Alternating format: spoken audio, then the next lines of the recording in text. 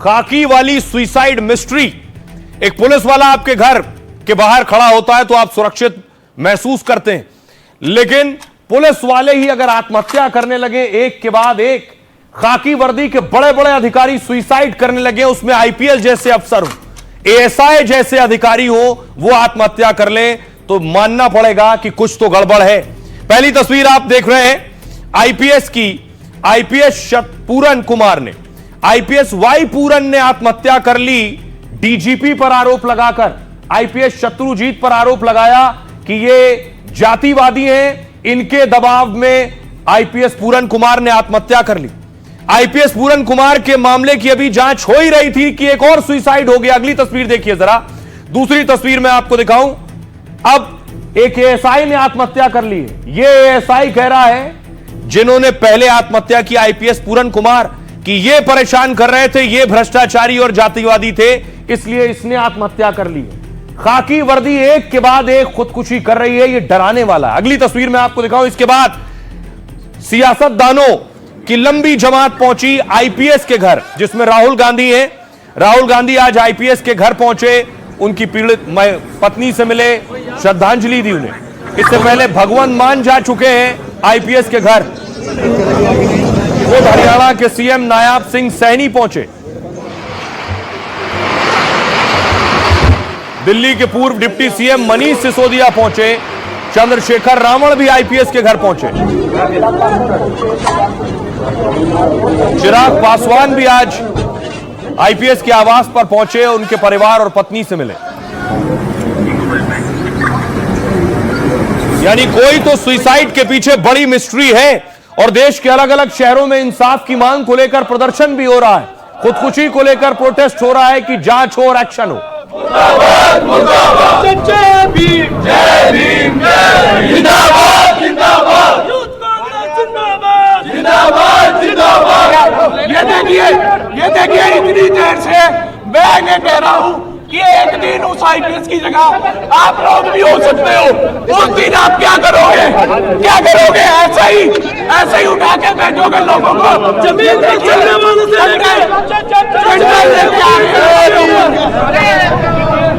तो ये जो भीड़ आप देख रहे थे, ये आईपीएस के लिए इंसाफ मांग रही थी, लेकिन आईपीएस का नाम लेकर एक एएसआई ने अब आत्महत्या कर ली है। उसी आईपीएस का नाम लेकर जिसके लिए इंसाफ की मांग हो रही है, ये एएसआई 15 अगस्त को ही पुरस्कृत हुआ है। खुद सीएम पुरस्कार दे रहे हैं इस एएसआई को, इसने खुदकुशी कर ली है। आइए मैं आपको सुनवाने जा रहा हूं, सुनिए। ये एएसआई आत्महत्या करने से पहले इसने सुसाइड नोट लिखा और एक 6 मिनट का वीडियो बनाया। क्या कहा आत्महत्या से पहले? अलविदा दोस्तों, अगले जन्म भी आएंगे जब भी से लड़ाई लड़ाएंगे भाई। और भाई मैं अपनी आहुति दे रहा हूँ इस चीज पे। बहुत बड़ी सच्चाई सामने आने से रोकी जा रही है, लेकिन मैं ऐसा नहीं होने दूंगा भाई। बिल्कुल सच्चाई सामने आनी चाहिए। इन्हें गलत कर रखा है, गलत का फल इनको मिलेगा। और सच्चाई की कीमत बहुत बड़ी होती है, उसके लिए आहुति मैं पहले ही अपनी डाल रहा हूँ भाई। भगत सिंह ने भी अपना त्याग कराया था, भगत सिंह ने भी अपना जीवन खत्म करना पड़ा जब ये देश जाग गया था। और आज ये देश जब जागेगा जब हम सच्चाई की राह पर कुर्बान होंगे, जब ये देश जागेगा, नहीं इतने ये देश जागे नहीं। मैं अपने को फक्र महसूस करता हूँ कि मैं ईमानदारी के साथ खड़ा रहा हूँ। मैं ईमानदार आदमी था, ठीक है। अगर मैं ईमानदार नहीं होता तो मेरा बैंक के वो करवा के देख लो, मेरे सिर पर कर्जा है। मैं सक्षम हूँ, एक जमींदार का बेटा हूँ, लेकिन मैं यूं नहीं भ्रष्टाचारी हूँ। मैं भाई मैं भगत सिंह का फैन हूँ। मैं डरू को ना किसी बात है, मैं हमारे हर एक चीज संभव रहा। लेकिन आज पब्लिक को जगाने के लिए, देश को जगाने के लिए ये जरूरी हो गया है। इस सच्चाई की लड़ाई में पहली आहुति में अरे इतना ईमानदार आदमी रहे जो डीजीपी रहे, अरे या ये लोग भी, अरे ये जो काले को हुए बैठे हैं, ये केवल इसलिए अगर यो चला जा रहा हम फिर खुली मलाई खावा, कति खुली मलाई खावा। अरे क्यों देश है ये देश वो भगत सिंह पर कुर्बान होकर चले गए नु इस बात खातर के थम यार नु करियो, जाति का जहर घोड़ियो। आज जो मैं जिंदे होंगे तो शर्म आंदी हम किन आदमी खातर लड़के, इसी घराली खातर जो भ्रष्टाचारी हैं, जो योग में बैठे हैं, इसके रिश्तेदार, वो सारे केवल इसी चीज का प्रेशर और जातिगत रंग देने की कोशिश लिए कर रहे हैं। क्योंकि ये भ्रष्टाचार की जो देखो, उस परिवार को एक व्यापारी आदमी है, जुर्म के खिलाफ उन्हें लड़ने की साहस करे है, उसको दबाया जा रहा है, उसकी सच्चाई को कोई नहीं सामने लाना चाह रहा। ये इसको दाह संस्कार नहीं करना होगा, ना पॉलिटिक्स में बनाकर, ना बहुत बड़ी सच्चाई सामने आने से। तो एएसआई को आप सुन रहे थे, आईपीएस ने कहा डीजीपी परेशान कर रहे थे तो सुसाइड कर लिया। एएसआई कह रहा है सुसाइड करने वाला आईपीएस परेशान कर रहा था, इसलिए सुसाइड कर लिया। अब दोनों की बॉडीज देखिए जरा, तस्वीर में आपको दिखाऊं दोनों के शव। पहली तस्वीर आप देख रहे हैं, आईपीएस का शव अभी मॉर्चुरी में है। अभी तक आईपीएस का पोस्टमार्टम नहीं हुआ है, पिछले 5 दिन से यही उनका शव है। दूसरी तस्वीर आप देख रहे हैं, एएसआई ने जो खुदकुशी की है, उनका शव उनके पैतृक आवास पहुंचा है।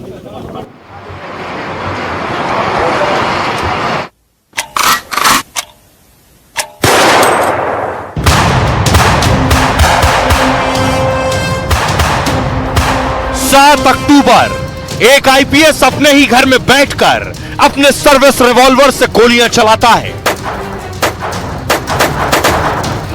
14 अक्टूबर यानी ठीक एक हफ्ते बाद एक दूसरा पुलिस वाला अपने खेत में बने कमरे में अपने सर्विस रिवॉल्वर से खुद को गोली मार लेता है। एक हफ्ते के भीतर 2 खुदकुशी में सैकड़ों सवाल छिपे हैं, हजारों राज हैं, अनगिनत मिस्ट्री है। तो उनके खिलाफ मुकदमा दर्ज होना चाहिए, तो इसके समर्थन में वहां बैठे हैं। और अब राहुल गांधी वहां गया है, दीपेंद्र हुड्डा भी गए, क्या देखेंगे क्या किसी देशभक्त के लिए भी आएंगे या भ्रष्टाचारी के लिए जाएंगे? जैसे योगी जी कर रहे हैं, बुलडोजर फेरो उसकी कोठी पे, जैसे योगी जी बहुत बढ़िया काम करे। समझ में नहीं आ रहा, लेकिन कुछ तो है, कुछ तो पक रहा है। पर्दे के पीछे कुछ तो चल रहा है, आंखों से ओझल कुछ तो खेल हो रहा है। कोई तो इस खेल का बड़ा खिलाड़ी है। तो सुना आपने, एएसआई का भाई कह रहा है योगी मॉडल में इलाज चाहिए। और ये मेरे पीछे आप 2 सुसाइड नोट देख रहे हैं। एक सुसाइड नोट है आईपीएस पूरन ने आत्महत्या से पहले लिखा, और दूसरा सुसाइड नोट एएसआई ने आत्महत्या से पहले लिखा। अब देखिए जरा क्या लिख रहे हैं दोनों इस नोट में। सबसे पहले देखिए, आईपीएस वाई पूरन कुमार ने 7 अक्टूबर को सर्विस रिवॉल्वर से गोली मारकर जान दे दी। मरने से पहले 8 पन्नों के फाइनल नोट में आरोप लगाए। आईएएस आईपीएस अधिकारियों ने मुझ पर अत्याचारों की सीमाएं लांघ दी। मुझे झूठे मामले में फंसाने की कोशिश की जा रही है। डीजीपी की ओर से रोहतक एसपी को ढाल बनाया जा रहा है। रोहतक एसपी के खिलाफ शिकायत की, लेकिन कोई कार्रवाई नहीं हुई। गुमनाम शिकायतें करके मेरे खिलाफ साजिश रची गई। जातिवाद की वजह से मुझे प्रताड़ित किया जा रहा है। मेरा सामाजिक तौर पर बहिष्कार किया जा रहा है। मुझे अक्सर जिम्मेदार पदों से दूर रखा जाता है। लगातार मेरे खिलाफ झूठी कार्रवाई की कोशिश हो रही है। सार्वजनिक रूप से मेरी प्रतिष्ठा सम्मान को नुकसान पहुंचाया गया। ये चिट्ठी, ये नोट लिखने के बाद आईपीएस वाई पूरन कुमार ने सुसाइड कर लिया। अपने बड़े अधिकारियों पर आरोप लगाए, डीजीपी और एसपी पर। एक हफ्ते बाद एएसआई संदीप ने 14 अक्टूबर को गोली मारकर खुदकुशी कर ली। मरने से पहले वीडियो और 4 पन्नों का सुसाइड नोट लिखा। आईपीएस पूरन ने करप्शन केस में बदनामी के डर से सुसाइड किया। सोचिए, ये जो एएसआई है, ये आईपीएस पर आरोप लगा रहा है, कह रहा है इन्होंने सुसाइड करप्शन में गिरफ्तारी के डर से किया। पूरन कुमार को डर था कि परिवार की राजनीति पर असर पड़ेगा।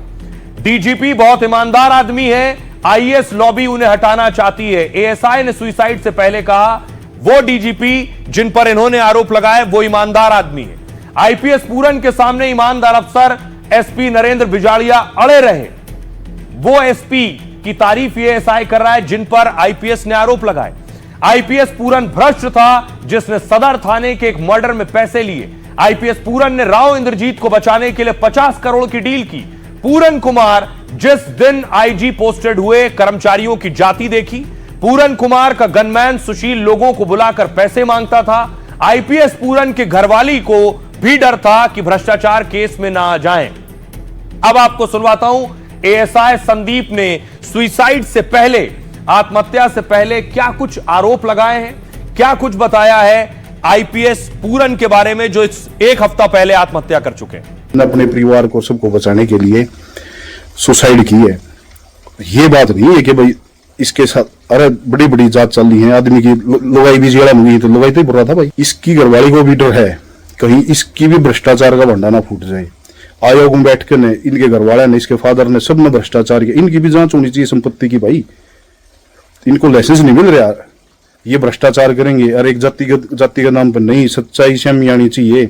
इसने भ्रष्टाचार कराया था, परेशान किया है सबको, इसने रिश्वत ली है, भ्रष्टाचारी आदमी था यो। और मैं कति सच्चाई कह रहा हूँ, जो पैसे टीएचसी वहां से सोनारिया टीएचसी ने इसको ले आके दिए हैं सुशील को, वो पैसे इसके पास पहुंचे हैं। इसका डैशबोर्ड, गाड़ी के डैशबोर्ड में पैसे थे, वो पैसे इसकी लड़की ने लिए हैं। यू पैसे तो नोट रख गया, इन पीछा बिरा लग गया जब इसने सुसाइड करी है। मेरी बात सच्चाई है। देखिए एसआई आईपीएस पर आरोप लगा रहा है, लेकिन आईपीएस से पहले आत्महत्या के बाद क्या हुआ? आईपीएस आत्महत्या के बाद दो बड़े एक्शन हुए। पहला एक्शन, आईपीएस ने आरोप लगाया था सुसाइड नोट में डीजीपी पर, डीजीपी छुट्टी पर भेज दिए गए।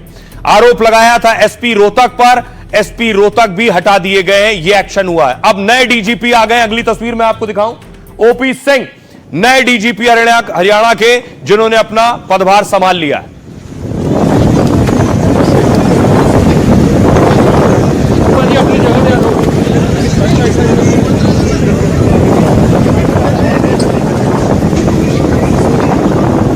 आपको दिखाऊं, एक के बाद एक कई सुसाइड ने सवाल खड़े कर दिए, आखिर हो क्या रहा है।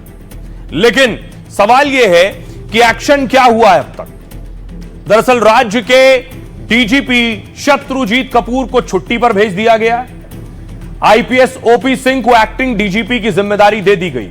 रोहतक के एसपी नरेंद्र बिजाड़िया को पद से हटा दिया गया है। आईपीएस पुष्पेंद्र कुमार की अध्यक्षता में एसआईटी जांच कर रही है। एसआईटी ने मौके से बरामद पूरन कुमार के फोन की जांच की।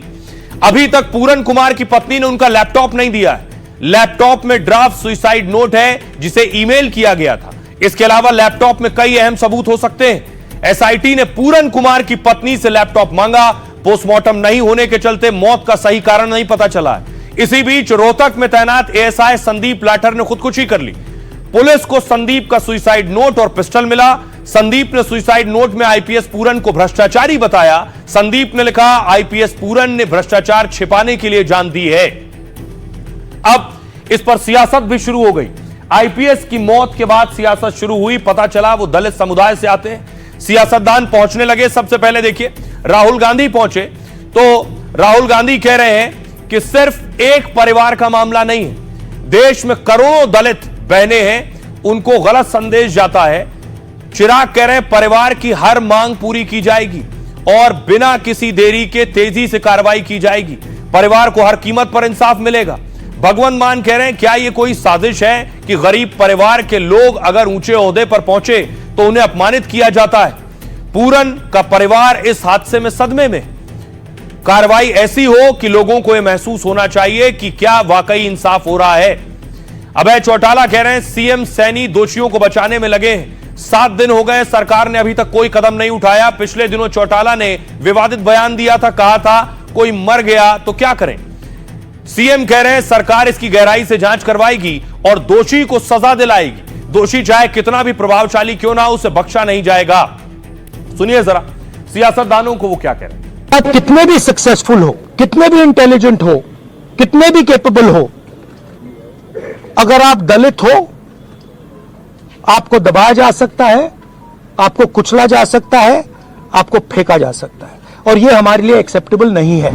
दलित समाज के बारे में बोलते समय राहुल गांधी जी को ध्यान रखना चाहिए कि उनकी सरकार के दौरे हुकूमत में कश्मीर में नियम था कि वाल्मीकि समाज का कोई भी बेटा या बेटी पढ़ लिख कर यहां आईपीएस अफसर बनना तो छोड़िए, पीएचडी भी कर लेगा तो वो सिर्फ सफाई कर्मचारी बन सकता है। वो जब आज आके कहते हैं तो मुझे लगता है कि देश की जनता को भली भांति समझ में आता है कि दलित समाज का हित चिंतक कौन है। हरियाणा की निर्वाचित सरकार भी इस पाप में शामिल, मुझे तो ऐसा लगता है, क्योंकि आत्महत्या करने वाला अनुसूचित जनजात का है।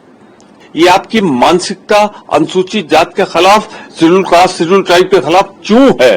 क्यों ये जहर भरा हुआ है भारतीय जनता पार्टी के? अगर इसके ऊपर कार्रवाई नहीं होगी तो कोई दूसरा दलित परिवार संभवतः अपने बच्चों को पढ़ने के लिए आईएएस आईपीएस ऑफिसर बनाने के लिए कभी प्रोत्साहित नहीं करेगा। कोई गरीब दलित परिवार कभी मुख्य धारा के साथ जुड़ने की सोच नहीं रखेगा अगर इस परिवार को न्याय नहीं मिला।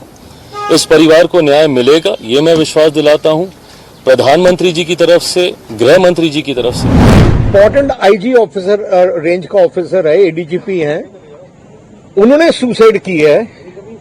उनकी वाइफ भी आईएएस है हरियाणा में, और हरियाणा सरकार अभी तक सुसाइड नोट के ऊपर अमल नहीं कर रही।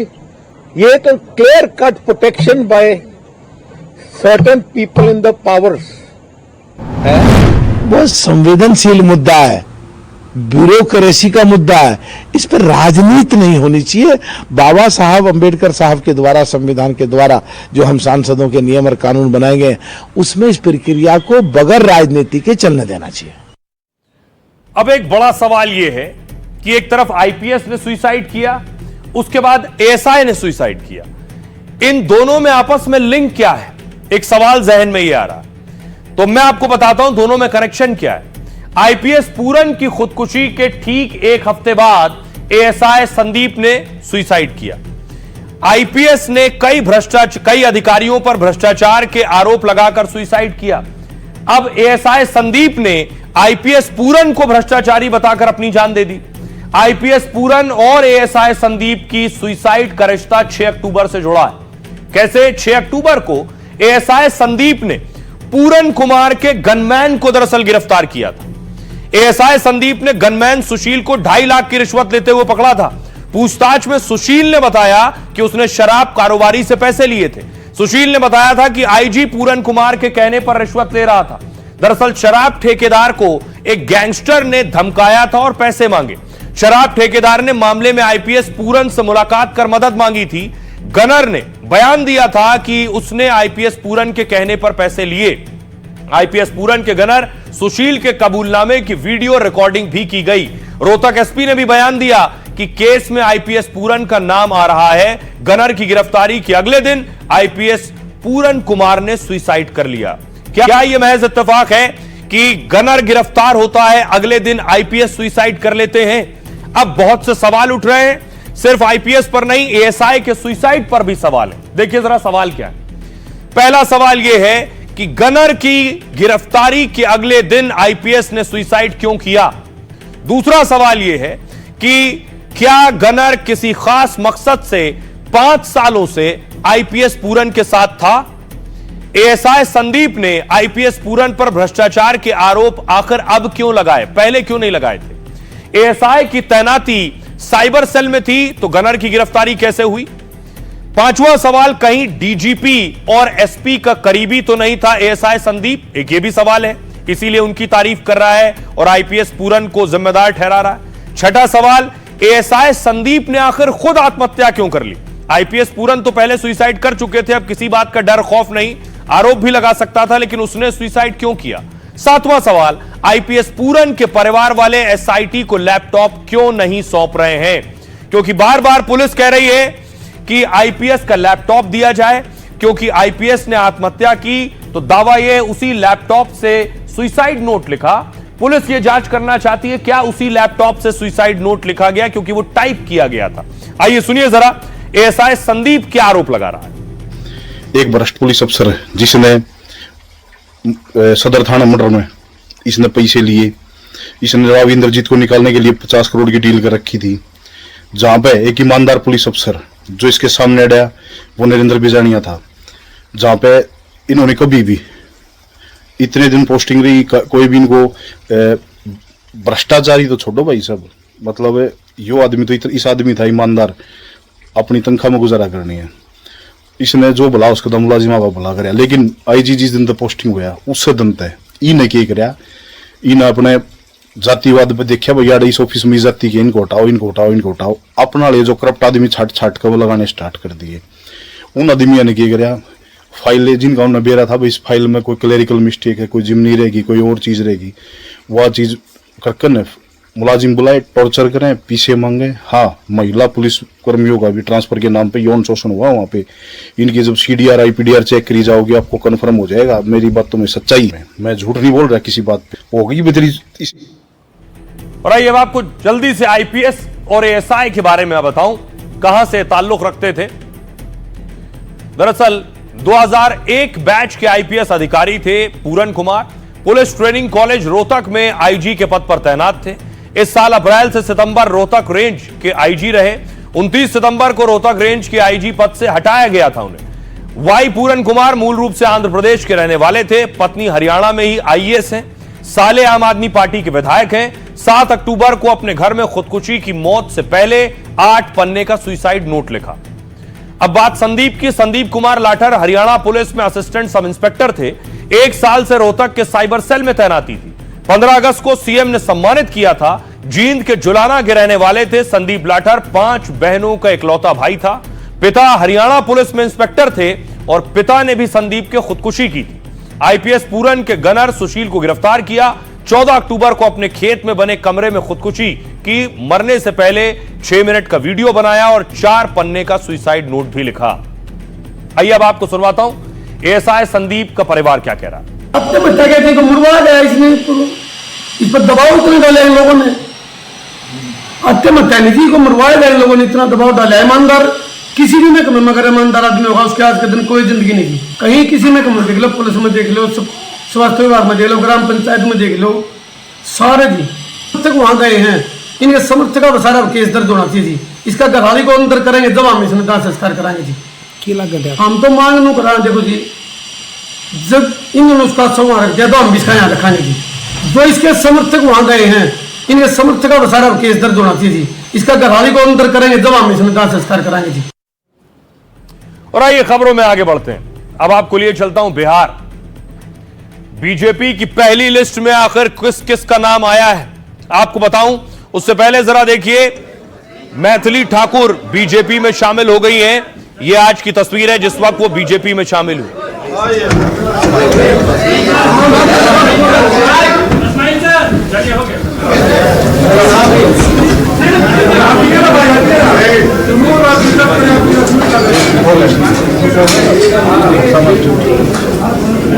एक तरफ मैथिली बीजेपी में शामिल हुई तो दूसरी तरफ बाहुबली अनंत सिंह आज नामांकन दाखिल करने पहुंचे। दावा यह है कि 1000 गाड़ियों का काफिला था।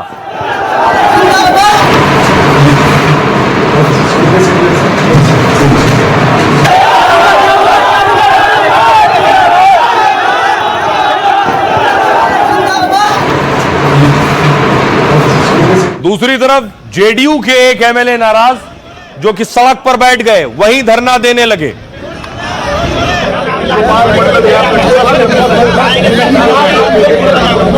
यहाँ पर गोपाल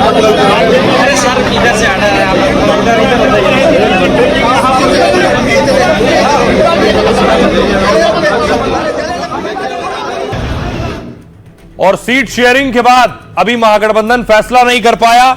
बीजेपी ने अपनी पहली लिस्ट जारी कर दी है। 71 नामों की लिस्ट में किसका नाम है आपको बताऊंगा, लेकिन नामों की लिस्ट जैसे ही आई जश्न मनाने लगे उम्मीदवार। अगली तस्वीर देखिए, ये उम्मीदवारों को देख रहे हैं। लिस्ट में जिनका नाम आ गया वो खुशी मना रहे हैं। जिंदाबाद जिंदाबाद जिंदाबाद भारतीय जनता पार्टी जिंदाबाद जिंदाबाद जिंदाबाद।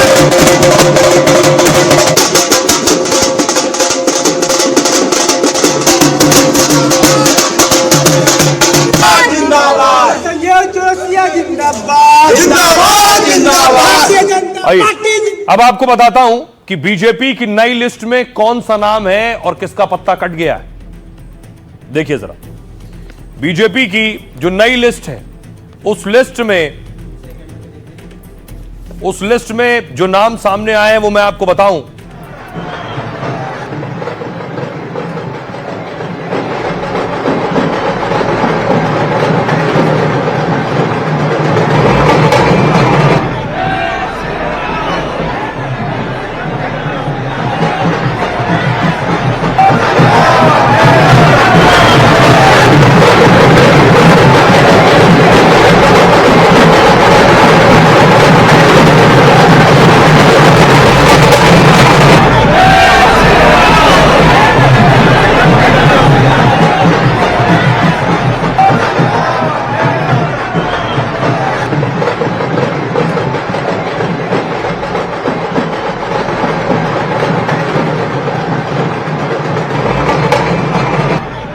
आइए आपको बताऊं लिस्ट में किस किस का नाम है।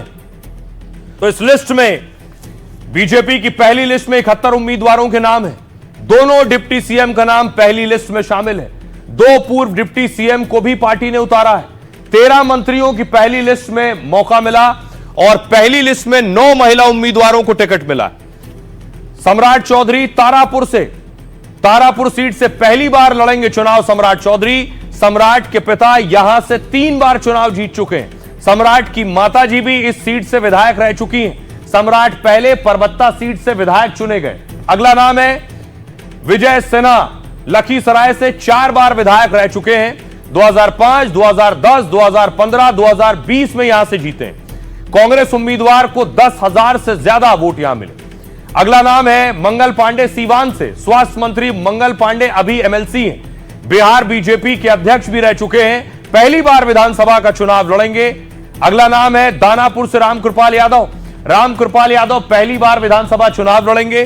2014, 2019 में पाटलिपुत्र सीट पर मीसा भारती को हराया है। 2024 चुनाव में वो मीसा भारती से हार गए थे। इसके बाद अब पार्टी ने विधानसभा चुनाव में उतारा है। 2014 से पहले वो लालू के बेहद करीबी हुआ करते थे। अगला नाम है नितिन नवीन का, बांकीपुर से। 4 बार यहां से नितिन नवीन विधायक रहे हैं। 2020 चुनाव में शत्रुघ्न सिन्हा के बेटे को हराया था। करीब 84,000 वोटों के अंतर से चुनाव जीते। मौजूदा सरकार में नितिन नवीन सड़क निर्माण मंत्री। अगला नाम है दरभंगा शहरी से संजय सरावगी। दरभंगा शहरी से 5 बार लगातार विधायक रहे। मौजूदा सरकार में सरावगी मंत्री हैं। मिथिलांचल में बीजेपी का बड़ा चेहरा माने जाते हैं। एक और नाम सुनील पिंटू, सीतामढ़ी से। पूर्व सांसद सुनील पिंटू को बीजेपी ने टिकट दिया है। 2019 चुनाव में पिंटू जेडीयू टिकट से सांसद बने थे। 2024 में उनका लोकसभा टिकट कट गया था। गठबंधन में बीजेपी 101 सीटों पर चुनाव लड़ेगी। ऐसे में 30 उम्मीदवारों के नाम का ऐलान बाकी है। इन 71 सीटों पर पार्टी के 56 विधायक थे। इनमें से 46 उम्मीदवारों को दोबारा मौका मिला है। पार्टी ने 10 विधायकों का टिकट काट दिया है। इसमें मौजूदा सरकार के 5 मंत्री भी शामिल हैं। विधानसभा अध्यक्ष नंद किशोर यादव का टिकट कटा है। पटना साहिब सीट से वो 7 बार विधायक चुने गए हैं।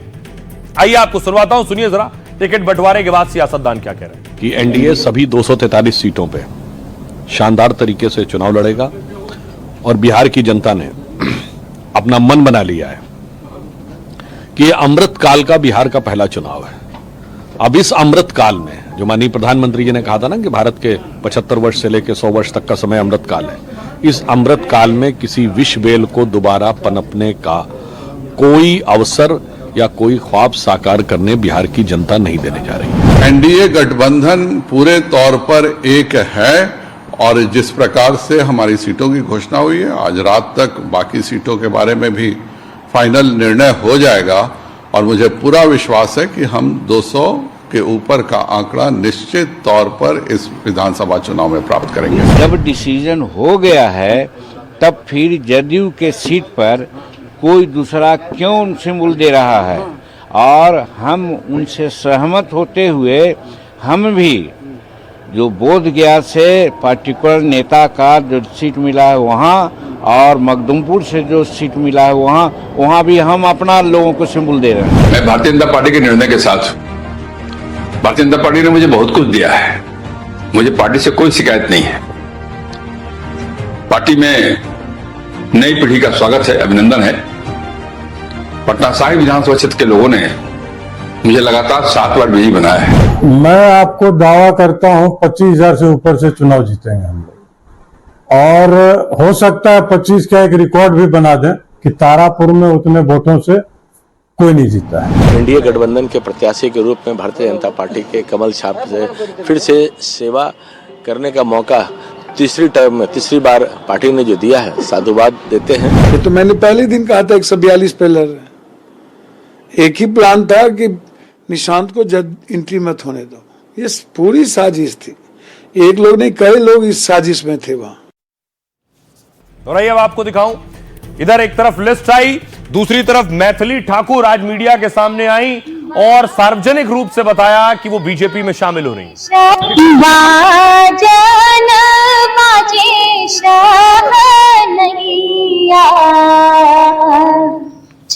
मैया थी न आई, छठी मैया थी न आई। तो आधिकारिक रूप से मैथिली ने बीजेपी ज्वाइन कर ली है। लोक गायिका मैथिली ठाकुर बीजेपी में शामिल हो गई। मैथिली ठाकुर के विधानसभा चुनाव लड़ने की अटकलें। दरभंगा के अलीपुर सीट से चुनाव लड़ सकती है मैथिली। बीजेपी अध्यक्ष दिलीप जायसवाल ने पार्टी की सदस्यता दिलाई। मैथिली चुनाव प्रचार में बीजेपी का मुख्य चेहरा बन सकती हैं। सोशल मीडिया पर मैथिली जाना पहचाना चेहरा है।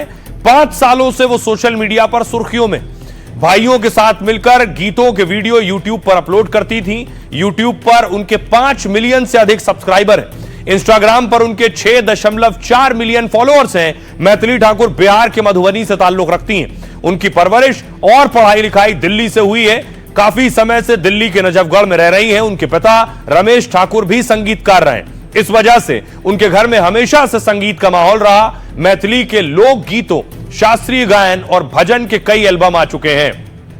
आइए आपको सुनवाता हूं, सुनिए जरा मैथिली क्या कह रही हैं। मोदी जी से बहुत प्रभावित हूँ और मैं बिहार की जो एनडीए सरकार है उससे भी काफ़ी प्रभावित हूँ।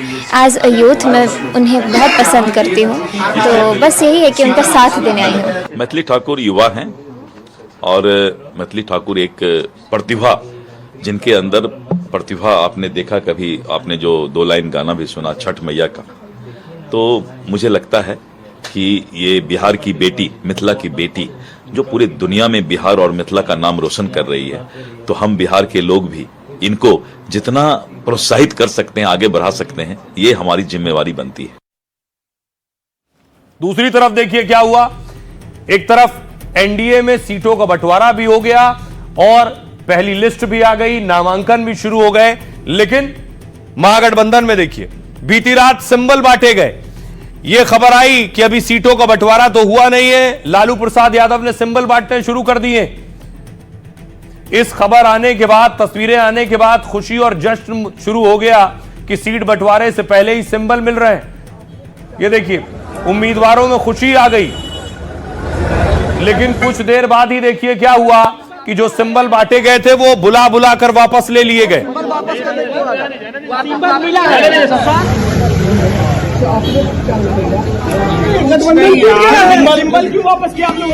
अरे भाई सिंबल कहाँ वापस नहीं हुआ, अभी गठबंधन का घोषणा होगा तो सारे लोगों से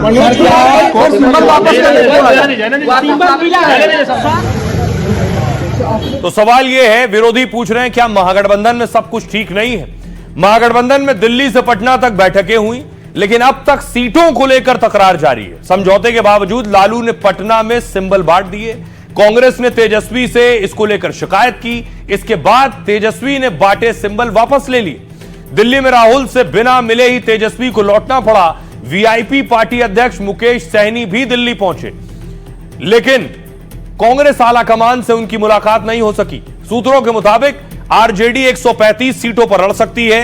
2020 से 9 सीटें कम आरजेडी को मिल सकती हैं। वहीं कांग्रेस को भी 9 सीटें कम मिल सकती हैं। 70 की जगह 61 सीटें पार्टी के हिस्से में आ सकती हैं। वहीं मुकेश सहनी को भी 16 सीटें मिल सकती हैं। इस पर तेजस्वी 10 उम्मीदवार आरजेडी से टिकट से लड़ेंगे, लेकिन मुकेश सहनी इसको लेकर नाराज हैं। वहीं लेफ्ट के खाते में 29 से 31 सीटें आ सकती हैं, लेकिन अभी भी कई सीटों पर सहमति नहीं बन सकी है। सुनिए जरा महागठबंधन में सियासतदान क्या कह रहे हैं। हम लोग बिहार जीतने जा रहे हैं, महागठबंधन सरकार बनाने जा रही है और आगे जो बिहार की जो समस्याएं हैं बेरोजगारी जैसी, वो 14 नवंबर के बाद से दूर होना शुरू हो जाएगा। आप देख रहे हैं कि बहुत सारे दल जो विपक्ष में हैं, राजद, कांग्रेस, लिफाफा देते हैं, लिफाफा लौटाते हैं, लेकिन भारतीय जनता पार्टी और एनडीए लिस्ट भी जारी आज हमने कर दिया। तो इतना तो पत्रकार बंधु या मीडिया के लोग मानते हैं कि एनडीए चट्टानी एकता के साथ चुनाव के लिए आगाज कर चुकी है। डॉक्टर को साथ ही लेके आ गए, ठीक है।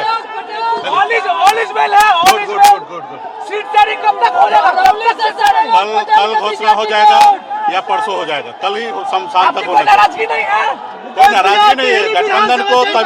गठबंधन का तबियत अस्वस्थ हुआ था, मेरा नहीं हुआ था, तो वो सही हो गया। मेरे यहाँ सब ठीक है। अब भैया कभी कभी तो चलता रहता है ना। 5 गांव के लिए महाभारत हुआ था, कुछ लोग को तो समझना पड़ेगा।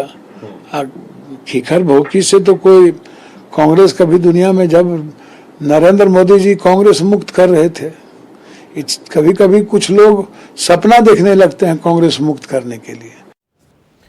अब देखिए जरा महागठबंधन में अभी सीटों का बंटवारा नहीं हुआ और एनडीए में नामांकन दाखिल होने शुरू हो गए। ये तस्वीर देखिए जरा अनंत सिंह की, आप देख रहे हैं बाहुबली अनंत सिंह। आज अपना पर्चा दाखिल करने पहुंचे।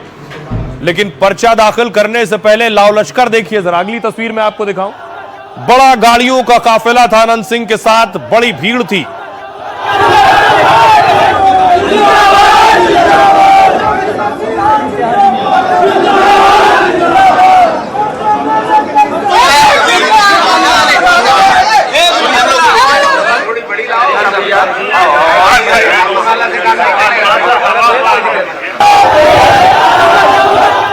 अनंत सिंह के सामने दूसरे बाहुबली हैं, सूरज भान।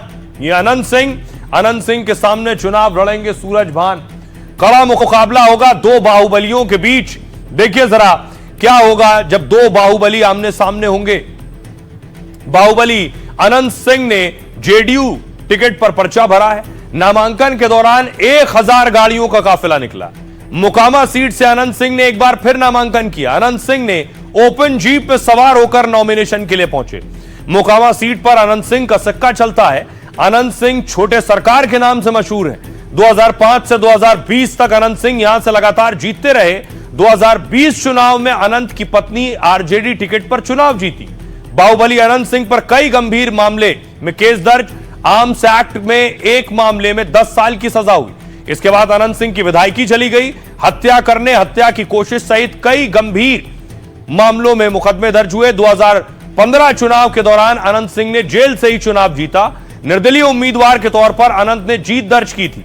यहां से बाहुबली सूरज भान की पत्नी वीणा देवी आरजेडी से चुनाव लड़ सकती हैं। 25 साल बाद फिर अनंत और सूरज भान के परिवार में टकराव दिख सकता है। सूरज भान 2000 में अनंत सिंह के भाई को यहां से हरा चुके हैं। तब सूरज भान सिंह पर बिहार यूपी में करीब 50 केस दर्ज थे। अनंत सूरज भान में टक्कर की स्थिति में मोकामा हॉट सीट बन जाएगी। सुनिए जरा अनंत सिंह क्या कह रहे हैं।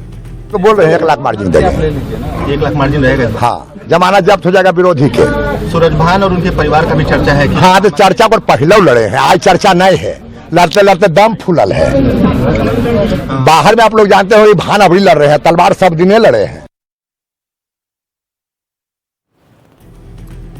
आइए खबरों में आगे बढ़ते हैं। आज की एक और बड़ी खबर है, आपको लिए चलता हूं कि प्रधानमंत्री नरेंद्र मोदी जहां नहीं पहुंचे वहां भी उनकी तारीफ आखिर ट्रंप क्यों कर रहे थे। बिना गए मोदी छाए, शाहबाज का रंग उड़ा है। तस्वीर में आपको दिखाऊं, एक तस्वीर ये कि मिस्र के शर्म अल शेख में शांति समझौता हो रहा था, पीस 2025। गाजा में हमास और इजराइल के दरमियान जो जंग चल रही थी, उसके दरमियान की शांति हो दोनों देशों के बीच। एक तरफ मिस्र में शांति समझौता चल रहा था, पीएम मोदी गए नहीं, ट्रंप मौजूद थे वहां, लेकिन ट्रंप मोदी की तारीफ कर रहे थे शाहबाज के सामने। India is a great country with a very good friend of mine at the top, and he's just done a fantastic job. And I think that Pakistan and India are going to live very nicely together, right? That's not a very they are, and they're two great, I'd say, leaders, great leaders as far as I'm concerned. India. Trump को आप देख रहे हैं, Trump पीछे घूमे और शाहबाज से पूछा कि भारत और पाकिस्तान अच्छे से रहेंगे। उस पर मुस्कुराते हुए शाहबाज भी सर हिला रहे हैं। India gonna live very nicely together, right? That's not a very they are, and they're two great, I'd say, leaders, great leaders as far as I'm concerned. India. दूसरी तरफ प्रधानमंत्री नरेंद्र मोदी यहां नहीं गए, क्यों नहीं गए आपको बताऊंगा, लेकिन पीएम मोदी भारत में थे। मंगोलिया के राष्ट्राध्यक्ष से प्रधानमंत्री नरेंद्र मोदी मिल रहे थे।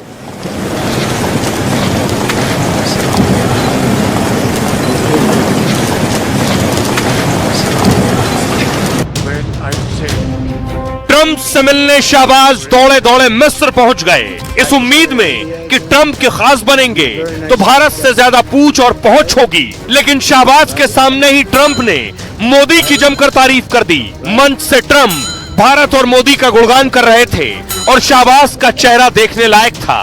ट्रंप ने नसीहत देते हुए शाहबाज से कहा, अब भारत से अच्छे रिश्ते रखोगे ना। मजबूरी में सिर हिलाने के अलावा शाहबाज और कर भी क्या सकते थे। मतलब ट्रंप की जी हुजूरी में शाहबाज को फजीहत ही झेलनी पड़ी और मोदी ने ट्रंप से मिले बिना ही दुनिया को बड़ा पैगाम दे दिया। रही आपको बताऊं कि आखिर क्या हुआ उस कार्यक्रम में और प्रधानमंत्री नरेंद्र मोदी क्यों नहीं गए। मिस्र में बड़ा सम्मेलन हुआ, 20 देशों के टॉप लीडर पहुंचे। ट्रंप से लेकर मैक्रो, मेलोनी से एर्दोगन तक शामिल हुए। मोदी इस समिट में नहीं गए, फिर भी उनकी चर्चा हुई। शाहबाज के सामने ट्रंप ने मोदी की जमकर तारीफ की, कहा भारत एक महान देश है और मोदी मेरे बहुत अच्छे दोस्त हैं। समिट में ना जाकर मोदी ने फिर पाक को हैसियत दिखाई, पैगाम दे दिया कि पाक के साथ बराबरी का मंच तभी साझा होगा जब उस मंच पर आतंकवाद की खुलकर निंदा की जाएगी। हालांकि सम्मेलन के लिए न्योता पीएम मोदी को मिला था, लेकिन भारत की ओर से विदेश राज्य मंत्री कीर्तिवर्धन सिंह गए थे। मोदी को पता था यह समिट गाजा की शांति पर फोकस होगी, इसमें किसी भी तरह से आतंकवाद पर निंदा या बात नहीं होगी। खुद नेतन्याहू तक ने इस समिट से अपनी दूरी बना ली थी। ऊपर से आतंक को समर्थन देने वाले पाक पीएम शाहबाज खुद वहां थे। कहा यह जा रहा है इसलिए भी पीएम मोदी ने समिट से दूरी बना ली। जानकार मानते हैं कि मोदी ट्रंप से भी अभी नहीं मिलना चाहते, खासतौर पर ऐसी जगह जहां ट्रंप शाहबाज शरीफ साथ में हो, क्योंकि ट्रंप दोनों देशों को करीब लाने की कोशिश कर सकते हैं। मोदी के सामने वो जंग रुकवाने का झूठा दावा कर सकते हैं। ट्रंप के अचानक कोई कदम या टिप्पणी से हालात असहज हो सकते हैं। दावा किया जा रहा है कि इसलिए भी मोदी मिस्र समिट में नहीं गए। सुनिए जरा डोनाल्ड ट्रंप को क्या कह रहे हैं। इंडिया, भारत एक महान देश है जिसके शीर्ष पर मेरे बहुत अच्छे दोस्त हैं। वो शानदार काम कर रहे हैं। मुझे लगता है कि भारत और पाकिस्तान बहुत अच्छे से साथ रहेंगे। क्यों शाहबाज, है ना? उसके पास अभी हमसे युद्ध लड़ने की क्षमता नहीं है, वो लड़ाई नहीं लड़ना चाहता है। उसका तो जैसे उसने पॉलिसी बनाई है अपनी कि ब्लीड इंडिया थ्रू 1000 कट्स, छोटे छोटे कहीं ना कहीं वो इस तरह की कार्रवाई करता रहेगा। तो मेरा ये मानना है कि भले ही हमने सिंदूर में उसको बहुत बड़ी शिकस्त दी है, we have defeated him in Sindoor, like you said, we have destroyed his post, destroyed his air bases, but he may again attempt something, so we have to remain prepared. So that's why हमारी जो तैयारी है उसमें कोई कमी नहीं है और हमारा ये मानना है कि इस बार जो भी हम एक्शन लेंगे वो पिछली बार से ज्यादा होगा। सोचिए, यहां शांति पर बात हो रही थी, शांति समझौते पर बात हो रही थी, लेकिन समझौते के नाम पर मस्खरी हो रही थी। यह तस्वीर आप देख रहे हैं, डोनाल्ड ट्रंप मेलोनी से बात कर रहे हैं और मेलोनी की तारीफ कर रहे हैं, उनकी खूबसूरती की तारीफ कर रहे हैं डोनाल्ड ट्रंप। न सिर्फ ट्रंप ऐसा कर रहे थे जहां गाजा शांति पर बात हो रही थी। अगली तस्वीर देखिए, एर्दोगन भी मेलोनी से उनकी खूबसूरती पर बात कर रहे थे।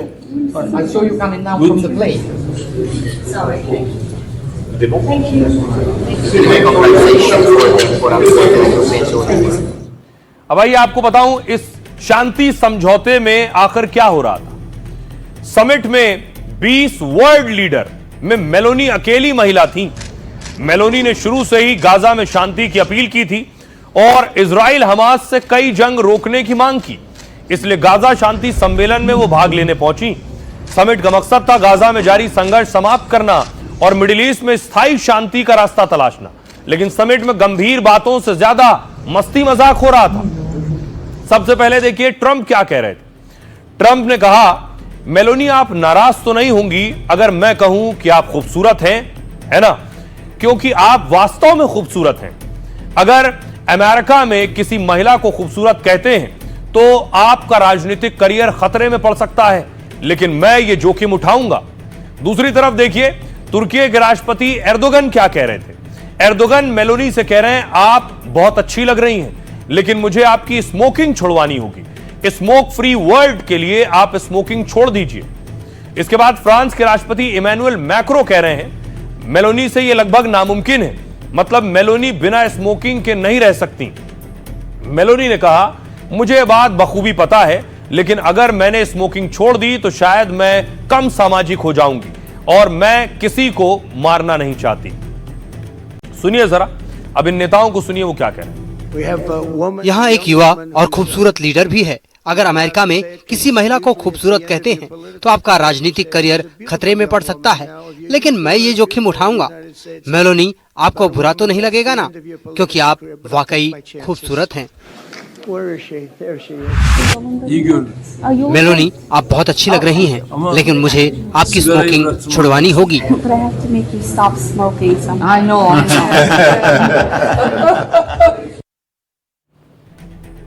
अब ये सब शांति समझौते की बात कर रहे थे कि गाजा में शांति और अमन सुकून होगा, हमास और इजराइल नहीं लड़ेंगे। ये गाजा का हाल है, देखिए जरा, पूरी तरह से तबाह और बर्बाद हो गया है। एक भी इमारत मुकम्मल पूरी आपको नहीं दिखाई देगी।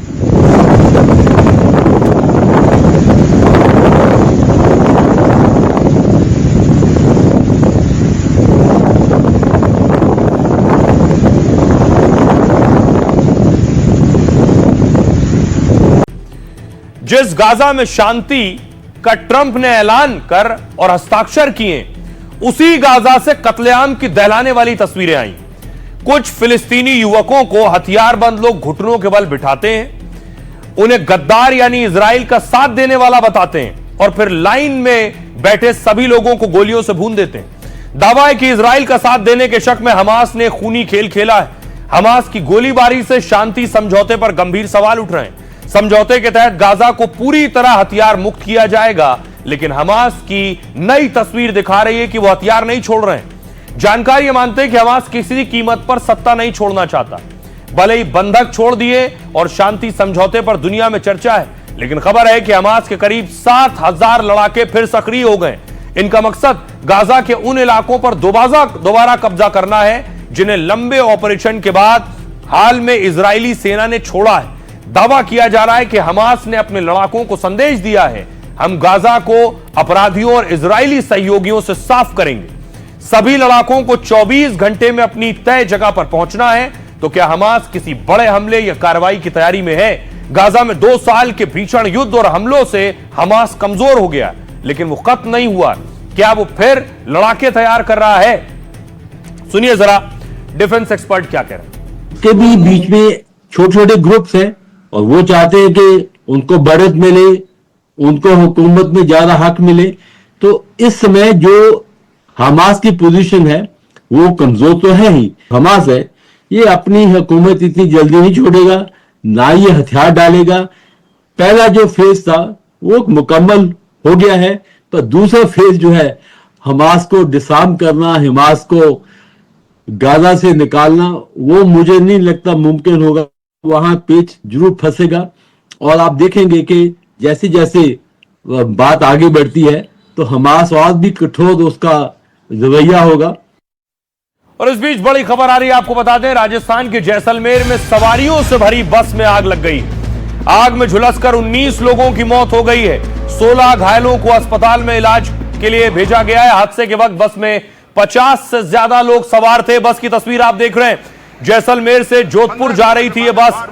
आग लगने के बाद बस से यात्री कूदे हैं और फायर ब्रिगेड की मदद से आग बुझाने की कोशिशें शुरू हुई हैं। तस्वीर आप देख रहे हैं, कोई प्रशासन की गाड़ी नहीं, कोई एम्बुलेंस। आग लगने से 19 लोगों की मौत हो गई है, झुलस कर मौत हुई है। 15 किलोमीटर मात्र वार मूर्ति जो पास में 15 किलोमीटर। कोई प्रशासन की गाड़ी नहीं। कुछ लोग कामयाबी का सपना देखते हैं, कुछ लोग जागते हैं, जोखिम उठाते हैं और इतनी कड़ी मेहनत करते हैं कि सपना हकीकत में बदल जाए। मार्क जकरबर्ग ने भी ऐसा ही किया। अगर वो जोखिम ना उठाते तो दुनिया कभी फेसबुक या व्हाट्सएप पर बात ना कर पाती। जकरबर्ग बचपन से कंप्यूटर के दीवाने थे। 12 साल की उम्र में ही पहला प्रोग्रामिंग सॉफ्टवेयर बना लिया। स्कूली पढ़ाई पूरी करने के बाद वो हार्वर्ड यूनिवर्सिटी में पढ़ रहे थे। एक दिन हॉस्टल के कमरे में उन्हें फेसबुक का आइडिया आया। माइक्रोसॉफ्ट और एप्पल का तब दुनिया में डंका बज रहा था। कोई भी मार्क जकरबर्ग के विचार पर पैसे खर्च करने को तैयार नहीं था। तब मार्क के एक दोस्त ने सिर्फ $15,000 की मदद की। इस तरह 20 साल की उम्र में जकरबर्ग ने फेसबुक लॉन्च कर दिया। फेसबुक पर फोकस करने के लिए मार्क ने पढ़ाई अपनी बीच में छोड़ दी। दोस्त और रिश्तेदारों ने समझाया कि बिना पढ़ाई और पैसे के किसी बिजनेस में कामयाब नहीं होगे, लेकिन जकरबर्ग के पास 3 चीजें थीं: हुनर, खुद पर भरोसा और रिस्क उठाने की क्षमता। इन 3 खूबियों ने ऐसा कमाल किया कि आधी दुनिया उनके बनाए सोशल मीडिया नेटवर्क से जुड़ गई। आज मार्क की कुल संपत्ति करीब $6,000 करोड़ है। वो दुनिया के दूसरे सबसे अमीर शख्स हैं, लेकिन फिर वो कभी आराम नहीं करते। एआई जैसी नई तकनीक पर काम करते हैं और बड़ा फंडा देते हैं कि जिंदगी में सबसे बड़ा रिस्क है रिस्क ना लेना। अगर आप मेहनत के साथ जोखिम लेते हैं तो जिंदगी में बड़ी कामयाबी हासिल कर सकते हैं। तो जहां से जो अच्छा मिले उसे हासिल करें। अपना और अपनों का बहुत बहुत ख्याल रखिए। रुक रहे हैं एक छोटे से ब्रेक।